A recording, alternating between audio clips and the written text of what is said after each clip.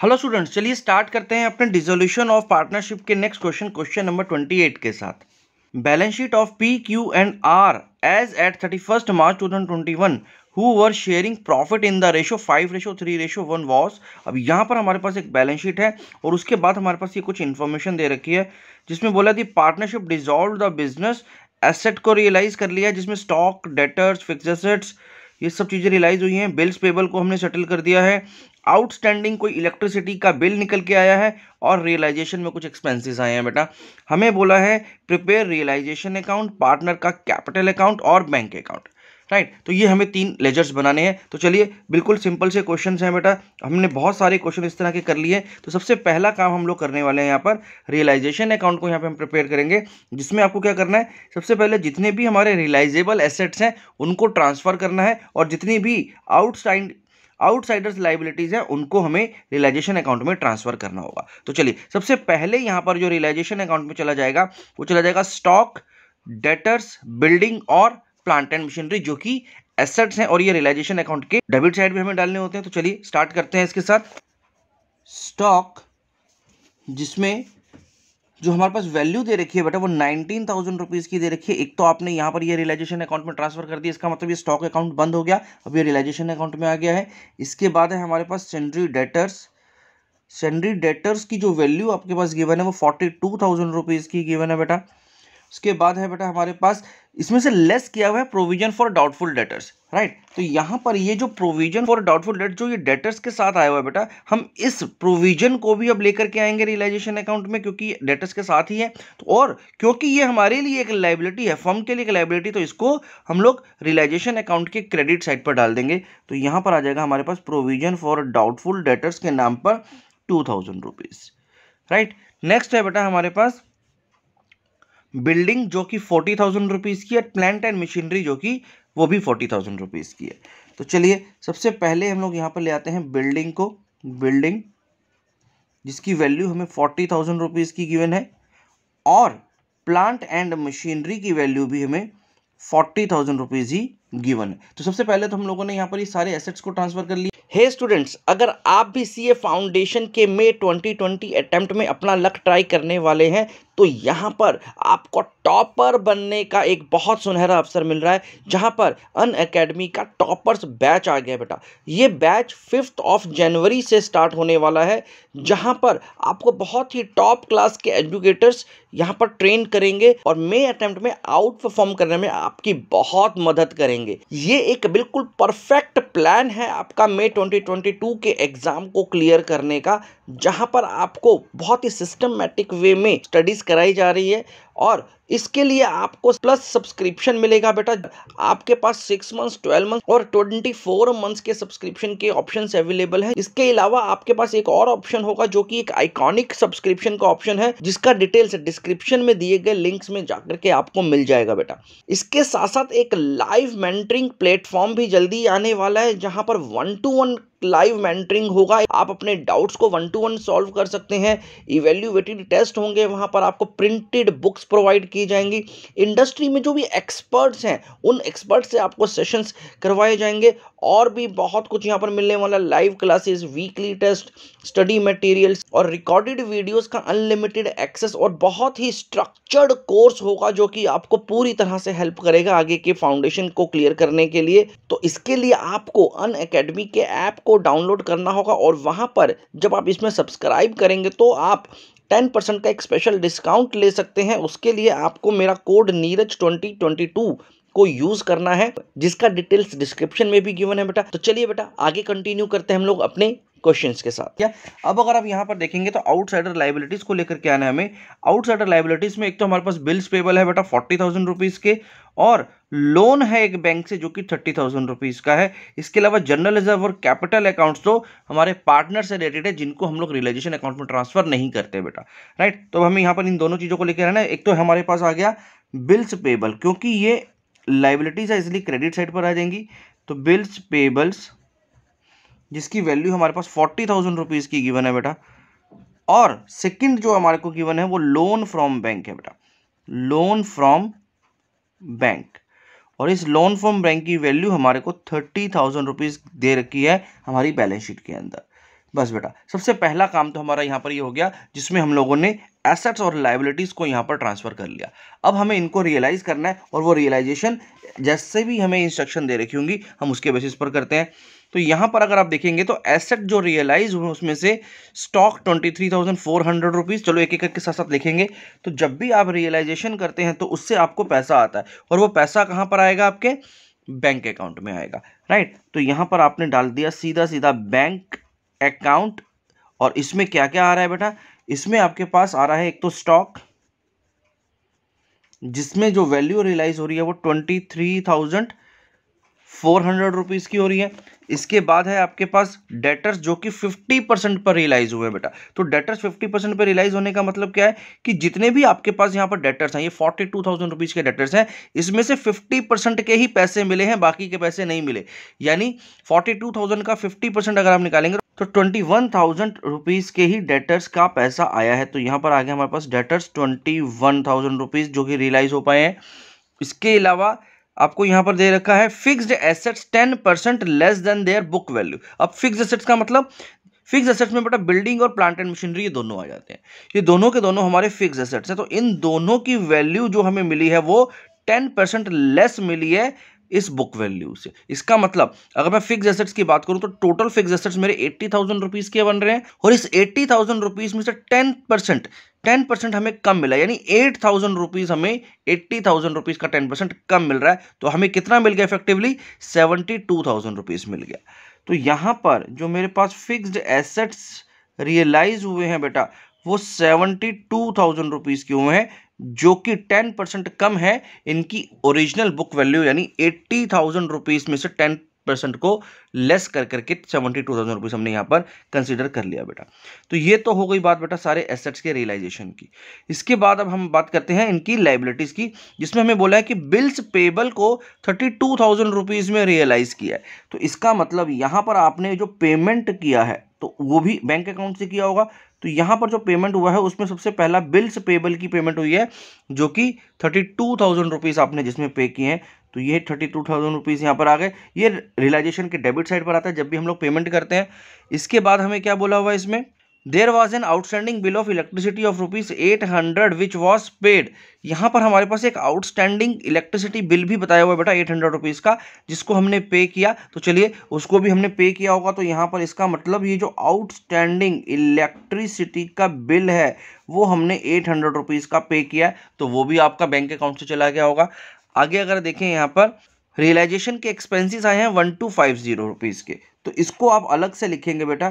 तो यहाँ पर जब भी एक्सपेंसेस को लिखते हैं बेटा वो अलग से लिखते हैं और जितना भी लाइबिलिटीज को पे कर रहे हैं हम लोग वो अलग से मेंशन करेंगे। तो बैंक अकाउंट से आपने यहाँ पर ये जो रियलाइजेशन के एक्सपेंसेस पे किए हैं वो है 1250 रुपए के।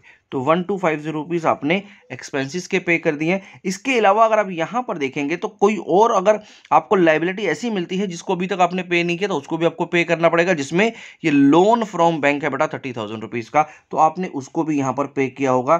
तो यहाँ पर मैंने लिख दिया बैंक लोन जो कि 30,000 रुपीज़ का। अगर ये क्वेश्चन नहीं भी बोल रहा तो भी आपको इसको पे करना होगा, राइट। तो चलिए, तो यहाँ पर अगर मैं इसको टोटल करूँ तो मेरे पास जो टोटल पेमेंट हो गई है वो हो गई है बेटा 62,800 रुपीज़ की पेमेंट हमने करके इन लाइबिलिटीज़ को उतार दिया और 1,250 रुपीज़ के हमारे एक्सपेंसेस लग गए रियलाइजेशन के लिए। इसके अलावा यहाँ पर अगर मैं देखूँ तो जो टोटल हमारे एसेट्स रियलाइज हुए हैं उसकी वैल्यू आ रही है बेटा, वो वैल्यू आ रही है 1,16,400 रुपीज़। तो ये हमने टोटल पैसा रियलाइज किया अपने एसेट्स को बेच करके या डेटर से पैसा निकाल करके, राइट। बस, तो यहाँ पर हम लोगों ने ये सारी बातें कर ली। अब हमें इसको ये चेक करना है कि हमें इस रियलाइजेशन में कितना प्रॉफिट या लॉस हुआ। तो हम लोग इसको बैलेंसिंग करेंगे बेटा सीधा सीधा। अगर आप बैलेंसिंग की बात करें तो यहाँ पर सबसे ज़्यादा वैल्यूज नज़र आ रही हैं बेटा। तो पहले हम लोग इसी को टोटल करके देख लेते हैं। जब मैं इसको टोटल करूँगा बेटा तो इसका जो टोटल वैल्यू आ रहा है वो आ रहा है 2,05,050 रुपीज़, 2,05,050 रुपीज़। तो उसके बाद अगर मैं इन सबको इसमें से लेस करूंगा तो मेरे पास जो बैलेंस बच रहा है वो बच रहा है 16,650 रुपीज़ का, जो कि क्या हो गया बेटा, ये हो गया आपके लिए रियलाइजेशन का लॉस। तो आपको यहाँ पर रियलाइजेशन में लॉस हुआ है बेटा। और ये जो 16,650 रुपीज़ का लॉस है, इस लॉस का हम क्या करेंगे, इस लॉस को हम लोग अपने पार्टनर्स में बांट देंगे उनके प्रॉफिट शेयरिंग रेशियो में। तो यहाँ पर अगर आप देखेंगे तो हमारे पास 3 पार्टनर्स है, P, Q एंड R, और जिनका प्रॉफिट शेयरिंग रेशियो है 5:3:1। तो बस अब P, Q और R के कैपिटल अकाउंट्स में 5:3:2 में हम लोग इसको डिस्ट्रीब्यूट करेंगे जब, तो यहाँ पर P के हिस्से में जो लॉस आने वाला है वो आने वाला है 9,250 रुपीज़ का एज पर हिज रेशो। फिर उसके बाद 5,550 रुपीज़ Q के अकाउंट में, और 1850 का लॉस R के कैपिटल अकाउंट में डेबिट करेंगे बेटा। बस यहाँ पर ये हम लोगों ने रियलाइजेशन अकाउंट को कंप्लीट कर लिया बेटा। नेक्स्ट स्टेप में अब हमें कैपिटल अकाउंट पर काम करना है। तो चलिए देखते हैं कैपिटल अकाउंट कैसे बनने वाला है इसका। कैपिटल अकाउंट में बेटा सबसे पहले हम लोग इसके बैलेंसेस को लेकर के आएंगे। तो चलिए सबसे पहले यहाँ पर बैलेंस लेकर के आ जाते हैं। तो बैलेंस ब्रॉट डाउन, और ये जो बैलेंसेस हमें यहाँ पर गिवन है उसमें P का जो बैलेंस है वो 44,000 रुपीज़ का है। तो 44,000 रुपीज़ P का बैलेंस हो गया। 36,000 रुपीज़ Q का है, और 20,000 रुपीज़ R का बैलेंस है बेटा। तो यहाँ पर हम लोगों ने इनके बैलेंसेस को यहाँ पर नोट कर लिया। अब जितना जितना भी ट्रांजैक्शन हमें इनके कैपिटल अकाउंट्स में करना पड़ा उन सबको यहाँ पर हमें रिफ्लेक्ट करना। तो यहाँ पर अगर आप देखेंगे तो यहाँ से आपको सबसे पहले तो आपने यहाँ पर रियलाइजेशन का जो लॉस है इनको ये डिस्ट्रीब्यूट किया बेटा। तो आप यही रियलाइजेशन का लॉस अब इनके कैपिटल अकाउंट्स में डेबिट कर देंगे। तो यहाँ पर आप डेबिट साइड पर रियलाइजेशन अकाउंट से यहाँ पर इनके अकाउंट को ट्रांसफ़र करेंगे जो कि होगा लॉस। तो ये लॉस ट्रांसफ़र होते हैं, इनके अकाउंट्स डेबिट हो गए। P का अकाउंट डेबिट हो रहा है 9250, Q का अकाउंट 5,550 और वहीं R को 1850 से आपको डेबिट करना है। चलिए, तो ये तो हो गया हमारा रियलाइजेशन का लॉस डिस्ट्रीब्यूट। अब इसके अलावा एक बार आपको बैलेंस शीट और जरूर देखनी पड़ेगी। बैलेंस शीट में अगर कुछ भी ऐसा आता है जो कि पार्टनर से रिलेटेड है तो वो हमें इनको डिस्ट्रीब्यूट करना होता है। जैसे कि यहाँ पर जनरल रिजर्व है बेटा। तो इस जनरल रिजर्व जो कि 9,000 रुपीज़ का जनरल रिजर्व है, इस 9,000 रुपीज़ को भी अब हम तीनों पार्टनर्स के प्रॉफिट शेयरिंग रेशियो में डिस्ट्रीब्यूट करेंगे बेटा, जिनका रेशियो है 5:3:1। तो जब 5:3:1 यानी 9,000 को 5:3:1 में जब आप डिस्ट्रीब्यूट करेंगे तो यहाँ पर इनके अकाउंट्स को क्रेडिट करना पड़ेगा, जिसमें जनरल रिजर्व हमने डिस्ट्रीब्यूट किया और 5,000 रुपीज़ P के अकाउंट में, 3,000 रुपीज़ Q और 1,000 रुपीज़ R के अकाउंट में डिस्ट्रीब्यूट कर दिया। जो टोटल 9,000 रुपीज़ को हमने 5:3:1 में डिस्ट्रीब्यूट किया। बस बेटा, इसके अलावा अब हमारे पास कुछ और नहीं है जो कि इनके हमें कैपिटल अकाउंट में देना हो लेना हो, तो हम इसको अब क्लोज कर सकते हैं। तो जब आप इसको क्लोज करेंगे तो यहाँ पर जो टोटल आ गया बेटा, वो टोटल आ गया 49,000 रुपीज़, इसका टोटल आ गया 39,000 रुपीज़, और यहाँ पर ये जो टोटल आ रहा है ये आ रहा है 21,000 रुपीज़ का, राइट। तो 49,000 माइनस 9,250 रुपीज़, यानी जब आप इसका बैलेंस निकालेंगे तो इसका जो बैलेंस आ जाएगा वो आ जाएगा 39,750 रुपीज़। इसी तरह से 39,000 माइनस 5,550 करेंगे तो आपके पास जो बैलेंस बच रहा है वो 33,450 रुपीज़ बच रहा है। और इस 21,000 रुपीज़ में से 1850 को जब आप माइनस करेंगे तो 19,150 रुपीज़ का बैलेंस R का बच गया। अब इस बैलेंस का क्या करते हैं बेटा, इस बैलेंस को बैलेंस सीडी करके नहीं लेके जाते, हम इसको पे कर देंगे। किससे? अब बैंक से। तो हमने इनका पेमेंट करके इन अकाउंट्स को खत्म कर दिया बेटा। अब जितना जितना इनका हिस्सा बनता था वो हमने इनको बैंक अकाउंट से पे कर दिया, और यहाँ पर ये कैपिटल अकाउंट्स भी खत्म हो गए बेटा, बंद हो गए। बस अब आप लास्ट एक लेजर बनाएंगे इस क्वेश्चन का, जिसमें आपको एक बैंक अकाउंट बनाना है बेटा। तो चलिए बैंक अकाउंट बना लेते हैं यहाँ पर। तो बेटा इस बैंक अकाउंट में सबसे पहले हम लोग इसका बैलेंस लेकर के आते हैं, जिसमें 40,000 रुपीज़ का बैलेंस हमारे पास गिवन था जो कि डेबिट बैलेंस होता है। तो 40,000 रुपीज़ हमारे पास बैलेंस आ गया बेटा। तो balance brought down is 40,000 rupees. अब जहाँ जहाँ भी बैंक से रिलेटेड ट्रांजैक्शन हुई है उसको हम लोग यहाँ पर रिफ्लेक्ट करेंगे। तो अगर यहाँ से आप देखना शुरू करें तो बैंक अकाउंट में सबसे पहले ये एसेट्स जो रियलाइज हुए थे उससे 1,16,400 रुपीज़ की पेमेंट आई थी बेटा। तो ये पेमेंट हमें मिली थी, तो ये बैंक अकाउंट बढ़ जाएगा इससे। तो बस वही यहाँ पर हमें लेकर के आना है। तो यहाँ आ गया रियलाइजेशन अकाउंट से, क्या लिखेंगे ब्रैकेट में, एसेट्स रियलाइज्ड। एसेट रियलाइज्ड हुए थे जो, उससे हमारे पास जो पेमेंट आ गई वो आ गई 1,16,400 रुपीज़ की। इसके अलावा अगर आप यहाँ पर देखेंगे तो बैंक अकाउंट से आपने ये सब पेमेंट्स करी हैं बेटा। यहाँ पे देखिए ये सब पेमेंट्स आपने यहाँ पर करी है। तो टोटल जो हमने लाइबिलिटीज़ को पे किया था वो 62,800 रुपीज़ की लाइबिलिटीज़ थी। तो जो पे किया था तो हमारा क्रेडिट हो जाएगा ये अकाउंट। तो रियलाइजेशन अकाउंट से हमारा बैंक अकाउंट क्रेडिट हो रहा है। किस वजह से, ये जितनी भी हमारी लाइबिलिटीज़ थी हमने उसको पे किया था, और उसका जो टोटल सम बना था वो 62,800 रुपीज़ बना था। तो 62,800 रुपीज़ हमारे बैंक अकाउंट में क्रेडिट हो जाएगा। साथ ही साथ आपने यहाँ पर रियलाइजेशन के एक्सपेंसेस पे किए थे 1,250 रुपीज़ के। तो 1,250 रुपीज़ को भी आप यहाँ पर क्रेडिट कर देंगे, और ये क्रेडिट भी रियलाइजेशन अकाउंट से ही हो रहा है। किस वजह से, जितना भी आपका रियलाइजेशन के एक्सपेंसेस आए थे वो हमने पे करे थे। राइट बेटा, चलिए तो यहाँ तक हम लोगों ने कर लिया है। तो रियलाइजेशन से जितनी भी हमारी ट्रांजैक्शंस हो सकती थी वो हम लोगों ने नोट कर ली। अब कैपिटल अकाउंट की बात करते हैं। तो कैपिटल अकाउंट में अगर आप देखेंगे तो हमने पी, क्यू एंड आर तीनों पार्टनर्स को अब हमने अपने यहाँ से पेमेंट किया है बेटा। तो बस अब इन पेमेंट्स को हम लोगों को यहाँ पर रिफ्लेक्ट करना है। तो हमने पी के कैपिटल अकाउंट को कितना कैश दे करके सेटल किया है, हमने इनको दिया है 39,750 रुपीज़।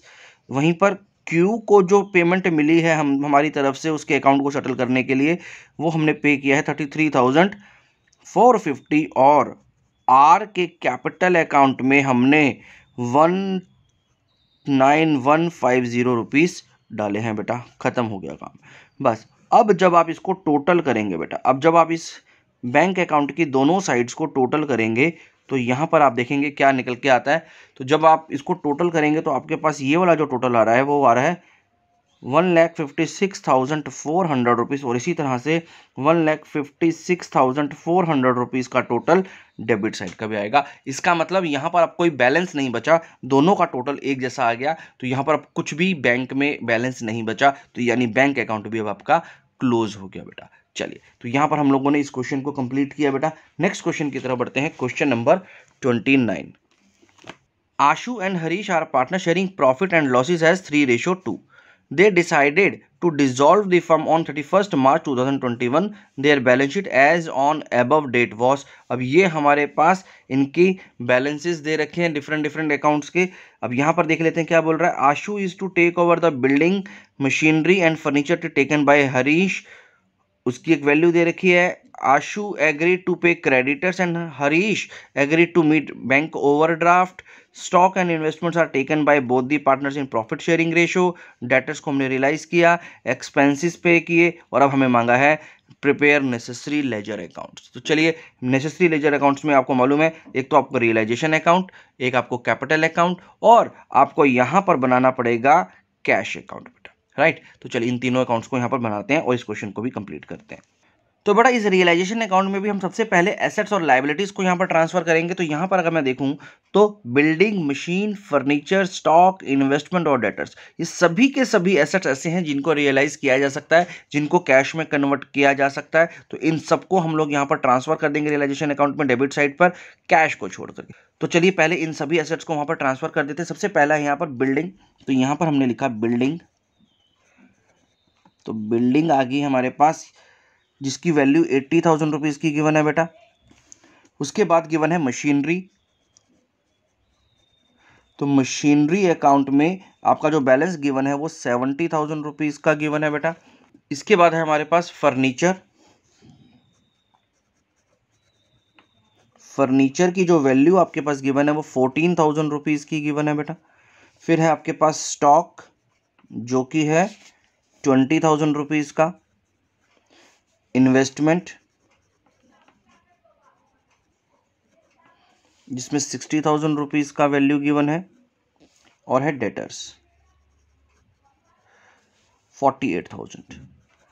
तो ये तो हो गई बात सारे एसेट्स की। इसके बाद अब हमें यहाँ पर लेकर के आना है बेटा जितनी भी हमारी एक्सटर्नल लाइबिलिटीज़ हैं। तो यहाँ पर अगर लाइबिलिटीज़ की बात करें तो यहाँ पर ये दो तरह की लाइबिलिटीज़ आपको नजर आ रही है। एक तो कैपिटल अकाउंट है जिसको हम लोग लेकर के नहीं आते, फिर उसके बाद है बेटा यहाँ पर क्रेडिटर्स। तो सबसे पहले हम लोगों ने यहाँ पर क्रेडिटर्स को लिख लिया और क्रेडिटर्स की वैल्यू है 88,000 रुपीज़, 88,000। और बैंक ओवरड्राफ्ट ये भी अब आपको पे करना है क्योंकि आपका नेगेटिव बैलेंस है। तो बैंक ओवरड्राफ्ट जिसका 50,000 रुपीज़ का अमाउंट हमारे पास बैलेंस शीट में गिवन था, राइट। चलिए, तो ये तो हो गई एसेट्स और लायबिलिटी को ट्रांसफर करने की बात। अब हमें इसको रियलाइज करना है, और रियलाइज कैसे करना है, जैसा जैसा हमें ये क्वेश्चन गाइड करता रहेगा। तो यहां पर हम बहुत ध्यान से पहले इसको समझेंगे। देखिए, Ashu is to take over the building at 95,000 and machinery and furniture is taken over by Harish at a value of 80,000। इसका मतलब क्या हुआ बेटा कि जो बिल्डिंग थी हमारे पास, ये जो 80,000 रुपीज़ की बिल्डिंग है, ये तो आशु ने ले ली और उसके लिए उसने कितना पैसा पे किया, 95,000 रुपीज़ पे किया हमें। जबकि मशीनरी और फर्नीचर, यहाँ पर ये मशीनरी और फर्नीचर वो हरीश ने ले ली है 80,000 रुपीज़ के टोटल पे। ये दोनों के दोनों जो एसेट्स है इसने 80,000 रुपीज़ में फर्म से ले लिए, राइट। तो चलिए पहले यहां तक की हम एंट्रीज कर लेते हैं।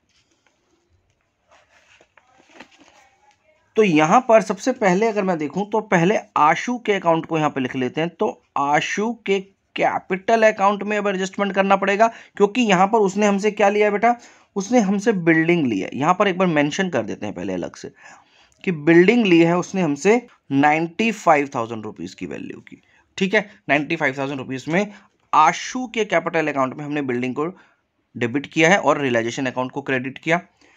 इसी के साथ साथ अगर बात करें हरीश की, तो यहां पर हरीश के कैपिटल अकाउंट को भी आपको यहां पर मेंशन करना पड़ेगा क्योंकि हरीश ने आपसे क्या लिया है बेटा, हरीश ने आपसे मशीनरी और फर्नीचर लिया है 80,000 रुपीज में। तो यहां पर इसने मशीन एंड फर्नीचर लिया है 80,000 रुपीज की वैल्यू का, ठीक है बेटा। तो ये दोनों चीजें हमने यहां पर पहले मेंशन कर दी। इसके अलावा यहां पर क्या बोला है, Ashu agree to pay creditors and Harish agree to meet bank overdraft. अब इन दोनों ने एक एक लाइबिलिटी की रिस्पॉन्सिबिलिटी भी ले ली है बेटा। आशु ने क्रेडिटर्स, और क्रेडिटर्स हमारे पास कितने के हैं, क्रेडिटर्स हमारे पास 88,000 रुपीज के हैं। जबकि हरीश कह रहा है कि बैंक लोन मैं पे कर दूंगा 50,000 रुपीज का। तो चलिए, क्योंकि यहां से अब हमारी लाइबिलिटीज कम हो रही हैं तो वो हम लोग यहां पर मेंशन कर देंगे। तो आशु कि कैपिटल अकाउंट को यहां पर अब हमें क्रेडिट करना है और रियलाइजेशन अकाउंट को डेबिट कर रहे हैं हम लोग, ठीक है। कितना अमाउंट आशु पे करने के लिए तैयार है क्रेडिटर्स का, जितना भी 88,000 रुपीज का उसका लेना बनता है क्रेडिटर्स का, वो आशु ने पे करना है। और हरीश ने, तो हरीश के कैपिटल अकाउंट से आपको 50,000 रुपीज जा रहा है बेटा। किसको जा रहा है, बैंक ओवरड्राफ्ट की वजह से जा रहा है। तो ये हम इसके कैपिटल अकाउंट में क्रेडिट कर देंगे। तो ये बात हमने यहां पर मेंशन कर ली। आगे अगर देखेंगे तो stock and investments are taken by both partners in profit sharing ratio.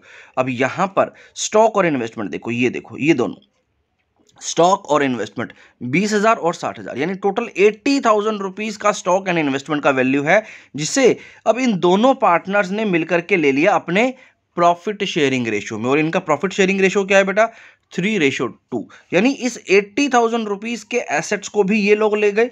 तो यहां पर लिख देते हैं बेटा, यहां पर लिख देते हैं स्टॉक एंड इन्वेस्टमेंट यहां पर, और इसने भी ले लिया स्टॉक एंड इन्वेस्टमेंट।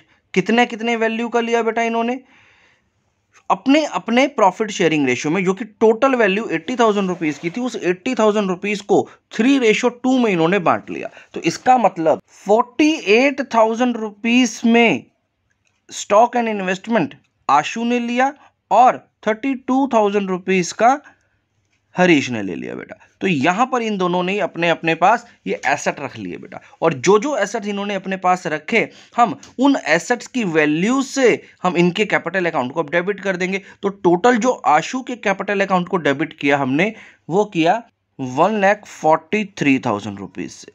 इसी तरह से यहां पर 1,12,000 रुपीज से हरीश के कैपिटल अकाउंट को आपने डेबिट कर दिया, राइट। तो यहां पर आपको ये समझ में आ गया होगा, क्योंकि इन लोगों ने यहां से एसेट्स ले लिए हैं एक एग्रीड वैल्यूज पर, तो वो वैल्यू अब इनके कैपिटल अकाउंट में डेबिट हो जाएगी। और वहीं दूसरी तरफ अब जो सी वैल्यू अब इन्होंने पे करी है वो हम इनके कैपिटल अकाउंट में क्रेडिट कर देंगे, राइट। चलिए आगे देखते हैं, आगे क्या बोला है क्वेश्चन ने। Debtors realised for 46,000। अब यहां पर हमारे पास 46,000 रुपीज में डेटर्स भी रियलाइज हो गए हैं, तो यानी हमारे पास कहीं ना कहीं कैश आ गया बेटा। तो कैश अकाउंट में कहां से पैसा आ रहा है? डेटर से। तो ये जो डेटर से पैसा आ गया वो 46,000 रुपीज का अमाउंट आया। अब जितने के भी डेटर्स थे मतलब 48,000 रुपीज के डेटर्स थे, लेकिन उन्होंने हमें 46 दिए, तो हमें जितना पैसा रिसीव हुआ कैश अकाउंट में हमें सिर्फ उसी को मेंशन कर लेना बेटा। तो ये हमारे पास रिसीव हो गया, काम खत्म हुआ यहाँ पर। इसके बाद expenses of realisation amounting to ₹3,000, और ये पूरा रियलाइजेशन का प्रोसेस करने में भी आपका कुछ खर्चा आया, उस एक्सपेंस को आपने कैश में पे किया, जिसका वैल्यू कितना गिवन है? 3,000 रुपीज। तो ये 3,000 रुपये हमने यहाँ पर पे किया, तो इसलिए रियलाइजेशन अकाउंट को डेबिट कर देंगे बेटा। जब जब पैसा आता है तो रियलाइजेशन अकाउंट क्रेडिट होता है, जब जब पैसा पे किया जाता है तो रियलाइजेशन अकाउंट डेबिट हो जाता है। चलिए, बस यहाँ तक तो हमारी सारी इंफॉर्मेशन हमने पूरी गैदर कर ली थी बेटा, सब कुछ हमने इनकॉर्पोरेट कर लिया है। तो अब फाइनली अब हम इसको क्लोज कर सकते हैं बेटा। अब हम लोग फाइनली इसको क्लोज कर सकते हैं। अब हम इसको बैलेंसिंग करेंगे। तो चलिए, इसका बैलेंसिंग अगर देखेंगे तो दोनों तरफ का आपको टोटल करके रखना पड़ेगा पहले बेटा। तो रफ में आपको ये टोटल करना पड़ेगा, क्योंकि दोनों तरफ वैल्यूज ज़्यादा लग रही हैं, तो आपको देखना पड़ेगा कि किस तरफ वैल्यू सबसे ज़्यादा आ रही है। तो अगर आप इसको टोटल करेंगे तो यहाँ पर जो टोटल आ रहा है बेटा वो सबसे ज़्यादा आ रहा है, जो कि है 4,39,000 रुपीज़ का। 4,39,000 रुपीज़ का वैल्यू इस तरफ सबसे ज़्यादा है। और यहाँ से जब आप इसको बैलेंसिंग करोगे तो यहाँ पर जो बैलेंस बच रहा है बेटा वो 6,000 रुपीज़ का बच रहा है। ये 6,000 रुपीज़ ये क्या है हमारा? ये हमारा रियलाइजेशन का गेन है बेटा, रियलाइजेशन का गेन है, जो कि अब हमें क्या करना है? ये हमें अब आशु और हरीश इन दोनों के कैपिटल अकाउंट में डिस्ट्रीब्यूट कर देंगे इनको। ये जितना भी इन्होंने गेन किया, किस रेशो में? इनके प्रॉफिट शेयरिंग रेशो में। तो जब आप इस 6,000 रुपीज़ को इनके प्रॉफिट शेयरिंग रेशो, जो कि हमारे पास 3:2 गिवन है बेटा, इस 3:2 के शेयर में आपने जब सब 6,000 रुपीज़ को डिस्ट्रीब्यूट करेंगे तो 3,600 रुपीज़ आशु को और 2,400 रुपीज़ हरीश के कैपिटल अकाउंट में आपको डालना पड़ेगा। चलिए, तो यहां पर बेटा ये हमारा रियलाइजेशन अकाउंट कंप्लीट हो चुका है। नेक्स्ट जो आपको लेजर बनाना है इस क्वेश्चन का वो है कैपिटल अकाउंट। चलिए कैपिटल अकाउंट बनाते हैं।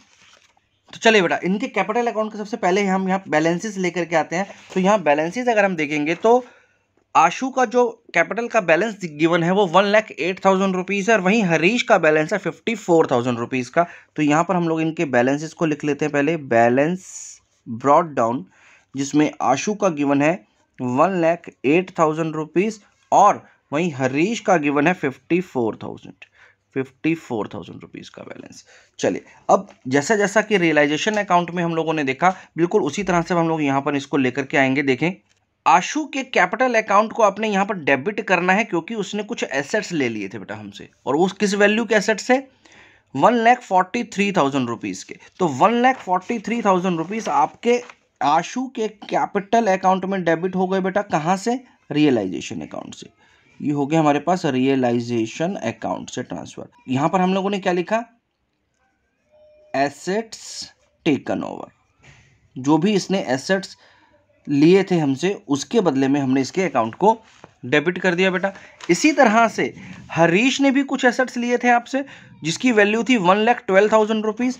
तो यहाँ पर 1,12,000 रुपीज़ से हरीश का भी कैपिटल अकाउंट डेबिट हो गया। तो मैंने इनको दोनों को एक ही हेड में डाल दिया, क्योंकि दोनों ने एसेट्स को ही टेकन ओवर किया था, राइट। तो यहाँ से इन दोनों को आपने यहाँ पर डेबिट करा बेटा। इसके बाद यहाँ से अगर आप देखेंगे तो आशु ने 88,000 रुपीज़ के क्रेडिटर्स की पेमेंट करी थी, तो वो भी अब हम लोगों को यहाँ पर लिखना पड़ेगा। तो यहाँ पर क्योंकि इसने पेमेंट करी थी तो अब हम इसके अकाउंट को क्रेडिट करेंगे रियलाइजेशन अकाउंट से। तो रियलाइजेशन अकाउंट से अब यहाँ पर किस वजह से कर रहे हैं हम लोग? क्योंकि इसने क्रेडिटर की पेमेंट करी थी बेटा। और कितने अमाउंट की पेमेंट थी? ये 88,000 रुपीज़। तो 88,000 रुपीज़ आशु के कैपिटल अकाउंट में, और इसी तरह से रियलाइजेशन अकाउंट से हरीश के अकाउंट को भी आपने करना है क्रेडिट, क्योंकि उसने बैंक ओडी को पे किया था बेटा, बैंक ओडी को पे किया था जिसकी वैल्यू थी 50,000 रुपीज। तो यहां पर 50,000 रुपीज से आपने हरीश के कैपिटल अकाउंट को भी क्रेडिट कर दिया, राइट। तो ये दोनों अलग अलग लायबिलिटीज इन्होंने पे करी थी, तो हमने इसको अलग अलग यहां पर मेंशन कर दिया बेटा। चलिए अब यहां से अगर आप देखेंगे तो यहां पर रियलाइजेशन का गेन भी हमने इनको पे किया था, राइट। ये जो टोटल हमारा 6,000 रुपीज का गेन आया था वो हमने आशु और हरीश को इनके प्रॉफिट शेयरिंग रेशियो में डिस्ट्रीब्यूट किया हुआ है। तो यहां पर क्योंकि आपने इनको डिस्ट्रीब्यूट किया था तो ये आपका रियलाइजेशन अकाउंट से इनके अकाउंट में क्रेडिट हो रहा है। आशु को मिल रहे हैं 3600 रुपीज, तो 3600 रुपीज आशु के अकाउंट में क्रेडिट हो गए, और हरीश के अकाउंट में 2400 रुपीज क्रेडिट हो जाएंगे बेटा। 2400 रुपीज हरीश के कैपिटल अकाउंट में हमने इस तरह से क्रेडिट कर दी, खत्म हो गया बेटा, ठीक है। तो यहां पर हम लोगों ने ये कैपिटल अकाउंट का भी सारा जितना भी यहाँ पर ट्रांजैक्शंस हुई थी उनको यहाँ पर इनकॉर्पोरेट कर लिया। अब हम इसको बैलेंसिंग कर सकते हैं, तो चलिए इसकी बैलेंसिंग कर लेते हैं। तो इनको टोटल करने के बाद अब हम लोग इनके बैलेंसेस को निकाल लेंगे बेटा। अब बैलेंसेस अगर आप देखेंगे तो यहाँ पर आशु का जो बैलेंस आ रहा है बेटा, आशु का जो बैलेंस आ रहा है वो आ रहा है 56,600 रुपीज का, जबकि हरीश का बैलेंस इस तरफ आएगा क्योंकि यहाँ का टोटल ज़्यादा था। तो यहाँ पर जो इसका बैलेंस आ गया बेटा वो आ गया 5,600 रुपीज का। ये जो दोनों बैलेंसेस आए बेटा, ये दोनों बैलेंसेस अब हमें यहाँ पर कैश से सेटल करने हैं, इनके कैश से सेटल करने हैं। तो क्योंकि हरीश का बैलेंस यहाँ पर आ रहा है, क्रेडिट साइड पर आ रहा है, इसका मतलब हरीश अब हमें यहाँ पर पे करेगा, तो ये हमारा कैश अकाउंट में पैसा आएगा 5,600 रुपीज़ का। जबकि आशु को हमें पे करना है, तो यह हमारा कैश अकाउंट से आशु के अकाउंट में हम लोग पैसा देंगे। इसका मतलब हमने इसके कैपिटल अकाउंट को डेबिट कर दी क्योंकि हमने इसकी पेमेंट कर दिया बेटा। बस, तो ये हो गया बेटा हमारा कैपिटल अकाउंट भी फाइनल। अब लास्ट जो हमारे पास इस क्वेश्चन का एक लेजर बचा है वो है कैश अकाउंट। तो चलिए इस कैश अकाउंट को भी बंद कर देते हैं। तो सबसे पहले यहाँ पर कैश अकाउंट का हमारा बैलेंस आएगा बेटा, तो यहाँ पर हमने लिख दिया बैलेंस ब्रॉट डाउन, और जो हमारे पास बैलेंस गिवन है इसमें कैश का वो है बेटा 8,000 रुपीज़ का। तो ये 8,000 रुपीज़ का हमारे पास डेबिट बैलेंस आ गया। अब इसके बाद जहाँ जहाँ पर हमने कैश लिया या दिया है हम उसको यहाँ पर लेकर के आएंगे। तो पहले यहाँ से देख लेते हैं। यहाँ से अगर आप देखेंगे तो आपके पास ये डेटर्स ने पैसा दिया था बेटा 46,000 रुपीज़, जो कि आपके पास कैश के रूप में आया था। तो ये 46,000 रुपीज़ आ गया हमारे पास रियलाइजेशन से, रियलाइजेशन अकाउंट से। और ये क्यों आया था? क्योंकि आपको डेटर्स की पेमेंट आई थी, तो डेटर्स ने आपको यहाँ पर पैसा दिया था। इस तरफ अगर आप देखेंगे तो आपने 3,000 रुपीज़ के एक्सपेंसेस पे किए थे बेटा कैश से, तो ये भी रियलाइजेशन अकाउंट में ही हुआ था। तो ये आ गया यहाँ पर रियलाइजेशन अकाउंट, जो कि हमने रियलाइजेशन के एक्सपेंसेस पे करने पर 3,000 रुपीज़ यहाँ पर क्रेडिट कर दिए, राइट। चलिए, तो ये तो दोनों चीज़ें हम लोगों ने यहाँ पर ले ली। इसके बाद आते हैं कैपिटल अकाउंट पर। कैपिटल अकाउंट में अगर आप देखेंगे तो यहाँ पर आपने आशु को तो 56,600 रुपीज़ पे किया है बेटा। यहाँ देखेंगे अगर आप तो आशु को 56,600 रुपीज़ आपने पे किया है। तो ये हो जाएगा हमारा आशु के कैपिटल अकाउंट में ट्रांसफर, ये पैसा। एक काम तो ये हो गया। लेकिन इस तरफ अगर आप देखेंगे तो हरीश से आपने 5,600 रुपीज़ लिया है, तो 5,600 रुपीज़ आपको यहाँ से मिला है। कहाँ से? हरीश से। तो हरीश के कैपिटल अकाउंट से आपको 5,600 रुपीज़ आया था बेटा। तो ये आपके पास कैश रिसीव हुआ था, राइट। तो बस अब हम इसको टोटल कर देते हैं। तो जब आप इसको टोटल करेंगे तो टोटल करने पर यहाँ पर जो वैल्यू आ रही है वो 59,600 और यहाँ की भी वैल्यू आ जाएगी 59,600। इसका मतलब यहाँ पर इनका कैश अकाउंट भी अब क्लोज हो गया बेटा, राइट। चलिए, तो यहां पर हम लोगों ने इस क्वेश्चन को भी कंप्लीट किया बेटा। नेक्स्ट क्वेश्चन की तरफ बढ़ते हैं। Question number 30। A, B and C were equal partners on 31st March 2021. Their balance sheet stood as, अब ये हमारे पास एक बैलेंस शीट है।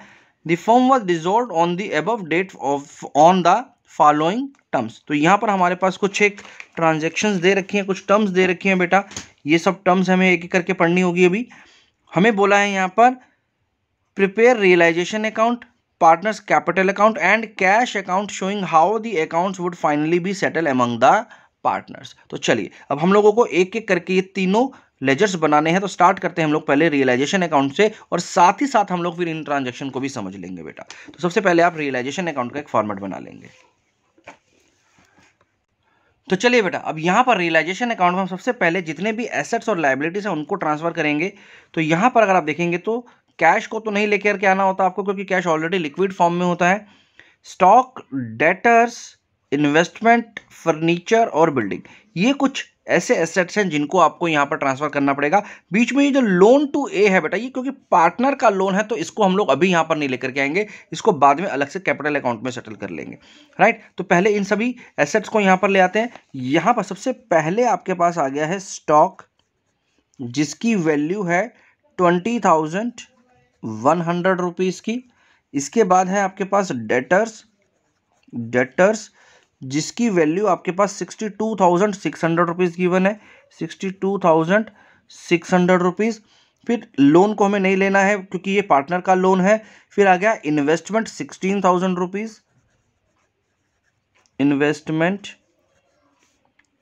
16,000। फिर है आपके पास फर्नीचर की वैल्यू है 6,500। और फाइनली बिल्डिंग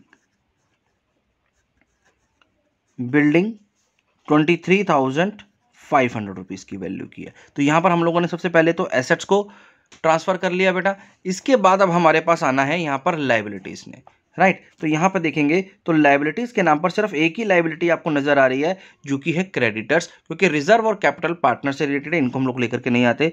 तो हमने यहाँ पर क्रेडिटर्स को डाल दिया बेटा, जिसकी वैल्यू है आपके पास 50,400 रुपीज़ की, राइट। चलिए, तो ये तो हो गया हमारा transfer of assets and liability into realisation account. अब हमें जो भी इंस्ट्रक्शंस गिवन है उन इंस्ट्रक्शन के हिसाब से इनको रियलाइज करना शुरू करना है। तो यहाँ पर अगर मैं देखूँ सबसे पहली इंस्ट्रक्शन, उसमें लिखा है for the purpose of dissolution investments was valued at 18,000। हमने क्या किया, क्योंकि डिसॉल्व कर रहे हैं तो हमने इन्वेस्टमेंट को दोबारा से रिवैल्यू कराया कि अब देख लेंगे भाई उसकी एक्चुअल वैल्यू क्या आई हुई है मार्केट में। तो वो वैल्यू थी 18,000। इस वैल्यू को वैल्यूएशन करने के बाद इस इन्वेस्टमेंट को किसने ले लिया बेटा, ए ने ले लिया। और कौन सी वैल्यू पे लिया, इसी वैल्यू पे जो हमने ओने अभी अभी निकलवाई थी। यानी 18,000 रुपीज़ में हमारी ये वाली जो इन्वेस्टमेंट है वो ए लेकर के चला गया। तो बस अब ए के कैपिटल अकाउंट में इसको एडजस्ट कर देंगे बेटा। तो यहां पर क्योंकि आपकी इन्वेस्टमेंट रियलाइज हो रही है तो ए के कैपिटल अकाउंट को यहां पर मेंशन कर देंगे। और ए ने क्या लिया, यहां पर इन्वेस्टमेंट लिया है बेटा, इन्वेस्टमेंट। और किस वैल्यू पे लिया है, जो भी आपने अभी रिवैल्यूएशन कराई थी 18,000 रुपीज़ की वैल्यू, उस वैल्यू पर ए ने इस इन्वेस्टमेंट को अपने पास रख लिया बेटा, राइट। तो फर्म ने इसे यहाँ पर रियलाइज मान लिया और ए के कैपिटल अकाउंट को डेबिट कर दिया। ठीक है, आगे देखते हैं। Fixed assets realise 29,700 whereas stock and debtors realised 80,000। तो अब यहाँ पर ये जो एसेट्स का रियलाइजेशन हुआ है उसका हमें टोटल बता दिया है। तो यहाँ पर ये जितना भी पैसा आया होगा वो हमारे कैश अकाउंट में आएगा बेटा। तो यहाँ पर हम लोगों ने लिया कैश अकाउंट। कैश अकाउंट में अब हमारे पास कुछ पैसा आ रहा है। कहाँ से आ रहा है, एक तो हमारे पास फिक्स्ड एसेट्स बिक गए बेटा। अब ये फिक्स्ड एसेट्स में क्या क्या आएगा, फिक्स्ड एसेट्स में फर्नीचर और बिल्डिंग आ जाएगी बेटा। फर्नीचर और बिल्डिंग मिला करके जो हमारे पास रियलाइज हुए हैं वो हुए हैं 29,700 रुपीज़ में। तो 29,700 रुपीज़। और स्टॉक एंड जो डेटर्स हैं उससे हमें 80,000 रुपीज़ मिल गए।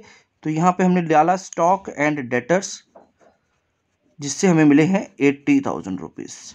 तो कुल मिलाकर के ये जो सभी एसेट्स हैं वो जो रियलाइज हुए उसका टोटल बन रहा है बेटा 1,09,700।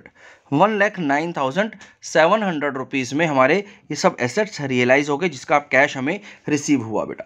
आगे देखें, एक्सपेंसेस ऑफ रियलाइजेशन पेड वर 1,300। हमने यहाँ पर रियलाइजेशन के एक्सपेंसेस भी पे किए हैं, क्योंकि पेमेंट हुआ है तो रियलाइजेशन अकाउंट डेबिट होगा। तो यहाँ पर हमने कैश में, कैश अकाउंट से क्या पे किया बेटा, जो भी एक्सपेंसेस हुए हैं रियलाइजेशन में वो पे किए, यानी 1,300 रुपीज़ का वैल्यू जिसका गिवन है हमारे पास। अगला बोला है हमें क्रेडिटर्स अलाउड डिस्काउंट ऑफ 800। अब हमने जो क्रेडिटर्स को पेमेंट करनी थी उन्होंने हमें 800 रुपीज़ का डिस्काउंट दे दिया। तो देखिए जरा, हमारे पास क्रेडिटर थे कितने के, क्रेडिटर से बेटा हमारे पास 50,400 रुपीज़ के। इनको जब हमने पेमेंट करी तो हमें 800 रुपीज़ का डिस्काउंट मिला, यानी आफ्टर डिस्काउंट मैंने इनको कितना पेमेंट कर दिया बेटा, हम उसको यहाँ पर मेंशन कर देंगे। तो यहाँ पर हमारे पास का कैश अकाउंट से हमने क्रेडिटर्स की पेमेंट करी है जिसमें 800 रुपीज़ हमें डिस्काउंट मिला। तो यानी वो हम लोग अभी यहीं पे लिख लेते हैं क्योंकि और भी कुछ लाइबिलिटीज हो सकती हैं। तो 49,600 रुपीज़ की पेमेंट आपने क्रेडिटर्स को कर दी बेटा, राइट। इसके अलावा यहाँ पर अगर हम देख रहे हैं तो एक नया बिल रिसीवेबल नजर आ रहा है हमें, one bill receivable for 1500 under discount was dishonoured. अब क्या होता है बेटा, आपने कभी कोई बिल्स रिसीवेबल लिया हुआ होगा जिसको आपने क्या किया, बैंक से डिस्काउंट करा लिया। अब बैंक को ये पैसा मिलना था 1500 रुपीज़, बट नहीं मिला क्योंकि वो बिल क्या हुआ, डिसऑनर हो गया। और वो जो एक्सेप्टर था उसने बिल इसलिए नहीं पे कर पाया क्योंकि वो इनसॉल्वेंट हो गया और वो कुछ भी नहीं पे किया उसने। क्योंकि अब उसने कुछ भी नहीं पे किया तो ये 1500 रुपीज़ जो ऑलरेडी आप बैंक से डिस्काउंट करा चुके हो बहुत पहले, उसे अब आपको पे करना पड़ेगा। तो ये अब आपका नुकसान हुआ है बेटा। तो यहाँ पर 1500 रुपीज़ का एक बिल्स रिसीवेबल का लॉस है, तो वो आपको यहाँ पर लेना पड़ेगा। तो यहाँ पर आ जाएगा डिसऑनर्ड ऑफ बिल्स रिसीवेबल की वजह से आपको 1500 रुपीज़ पे करने पड़ गए बेटा। तो ये भी आपकी एक लाइबिलिटी पे करनी पड़ी आपको। तो टोटल जो आपने यहाँ पर पे किया बेटा, वो पे किया 51,100 रुपीज़।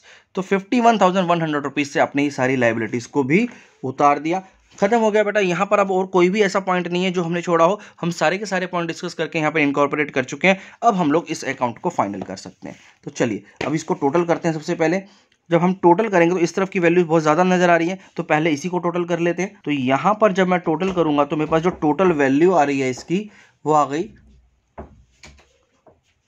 1,81,100 1,81,100 आ रहा है बेटा, 1,81,100। इसी तरह से यहाँ की भी जो आप वैल्यूज निकालेंगे तो 81,100, इसमें से जब मैं इसका बैलेंसिंग कर रहा हूँ तो बैलेंसिंग करने पर यहाँ पर जो अमाउंट बच रहा है बेटा, वो बच रहा है 3,000 रुपीज़ का। ये जो 3,000 रुपीज़ है ये रियलाइजेशन का लॉस है, ये है रियलाइजेशन लॉस, ठीक है। तो इस रियलाइजेशन लॉस को पार्टनर्स ए, बी और सी इन तीनों में बांट देंगे और इनका जो प्रॉफिट शेयरिंग रेशियो है वो इक्वल है। तो यानी 1,000 रुपीज़ का लॉस तीनों को बियर करना पड़ेगा, ठीक है बेटा। तो यहां पर आप लोगों ने इस तरह से रियलाइजेशन अकाउंट को खत्म किया, ठीक। अब इसके बाद आपको फाइनल करना है अपने कैपिटल अकाउंट को। चलिए कैपिटल अकाउंट बना लेते हैं। तो बेटा यहाँ कैपिटल अकाउंट में सबसे पहले हम लोग इनके बैलेंसेस को नोट करेंगे। तो बैलेंस ब्रॉट डाउन, और यहाँ जो हमारे पास बैलेंस गिवन है इस क्वेश्चन में, उसमें ए का है 40,000 रुपीज़ का बैलेंस, 40,000 रुपीज़ ए का बैलेंस है। बी है 25,000 रुपीज़ और सी का बैलेंस हमारे पास 15,000 रुपीज़ का गिवन है बेटा। अब जितना जितना आपने इनके अकाउंट में डेबिट या क्रेडिट किया होगा वो यहाँ पर लेकर के आना है। तो यहाँ से देखें तो सबसे पहले यहाँ पर ए के कैपिटल अकाउंट को डेबिट किया था क्योंकि उसने हमसे इन्वेस्टमेंट ली थी 18,000 रुपीज़ की। तो यहाँ पर ए का अकाउंट 18,000 रुपीज़ से डेबिट हो गया रियलाइजेशन अकाउंट के थ्रू, रियलाइजेशन अकाउंट। और यहाँ पर आप मेंशन कर सकते हैं कि इसने इन्वेस्टमेंट लिया हुआ है बेटा आपसे, राइट। इसके बाद यहाँ से अगर आगे बढ़ेंगे तो यहाँ रियलाइजेशन का लॉस हुआ था बेटा। इस रियलाइजेशन के लॉस से 1,000 रुपीज़ ईच से आपने इनको डेबिट किया था, तो वो भी यहाँ पर ले आएंगे अब हम लोग रियलाइजेशन अकाउंट। और इससे हमें लॉस की एंट्री करना है जिसमें 1,000 रुपीज़ ए, बी और सी से भी 1,000 रुपीज़ डेबिट हो जाएगा। इसके बाद यहाँ पर अगर आप देखेंगे तो यहाँ पर कोई भी ऐसी एंट्री नहीं है जो कि पार्टनर से रिलेटेड हो, तो वो हमें कुछ नहीं करना पड़ेगा।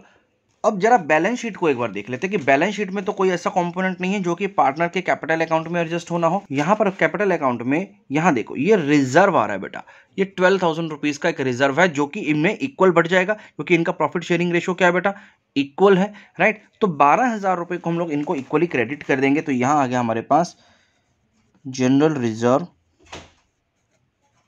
और इस जनरल रिजर्व को 4,000, 4,000 और 4,000 इस तरह से करके आपने इक्वली 12,000 रुपीज़ को बांट दिया बेटा। और अगर आप बैलेंस शीट में आगे देखेंगे तो यहां पर एक लोन है बेटा ए का। अब क्योंकि इस लोन को भी आपको सेटल करना है तो इस लोन को आपको यहां पर कैपिटल अकाउंट में सेटल कर देंगे।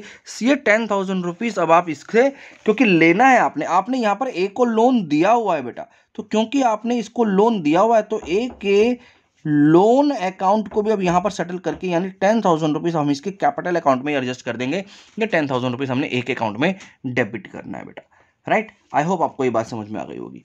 चलिए खत्म हो गया बेटा। इसके अलावा बैलेंस शीट में भी कुछ नहीं है तो अब आप इसको टोटल कर सकते हैं। तो जब आप इसको टोटल करेंगे तो देखते हैं हमारे पास किस तरह से कितना कितना पेमेंट किसको देना बनता है। ए का टोटल आ गया बेटा 44,000 रुपीज का, यहाँ पर बी का टोटल आ रहा है 29,000 रुपीज और सी का टोटल आ रहा है 19,000 रुपीज। 44,000 माइनस ये सारे आइटम्स अब इसमें से आप माइनस कर देंगे तो यहां पर जो बैलेंस बच रहा है वो बच रहा है 15,000 रुपीज का। इसी तरह से 29,000 में से 1,000 माइनस करेंगे तो यहां बच रहा है 28,000 रुपीज और 19,000 में से ये 1,000 रुपीज जब आप माइनस करेंगे तो 18,000 रुपीज आ जाएगा, राइट। ये वो बैलेंसेस हैं जो अब हमें इनके अकाउंट्स में पे करने हैं, जो कि हमें इनको पे करके इनके अकाउंट्स को बंद करना है। तो यहाँ पर इनको हम कैसे पे करेंगे, इनको हम लोग कैश पे कर देंगे बेटा। तो ये कैश पे करके हमने इनके कैपिटल अकाउंट को भी सेटल कर दिया है बेटा। बस अब लास्ट एक जो लेजर बन गया है बच गया है वो हमारा कैश अकाउंट का है, उसको जल्दी से बना लेते हैं बेटा। तो यहाँ पर जो कैश का हमारे पास बैलेंस गिवन है वो 3700 रुपीज़ का गिवन है बेटा। तो सबसे पहले हम लोग 3700 रुपीज़ यहाँ पर लेकर के आएंगे जो कि इसका ओपनिंग बैलेंस है। तो बैलेंस ब्रॉट डाउन हमने यहाँ पर लिखा। अब जहाँ जहाँ पर आपने पेमेंट करी है या रिसीव किया है कैश उसको यहाँ पर हम लोग इनकॉर्पोरेट कर देंगे। तो यहाँ पर अगर आप देखेंगे तो कैश में आपको ये एसेट्स रियलाइज हुए थे 1,09,700 रुपीज़ के। तो सबसे पहले हम लोग इसको यहाँ पर रियलाइजेशन अकाउंट से डेबिट कर देंगे कैश अकाउंट को।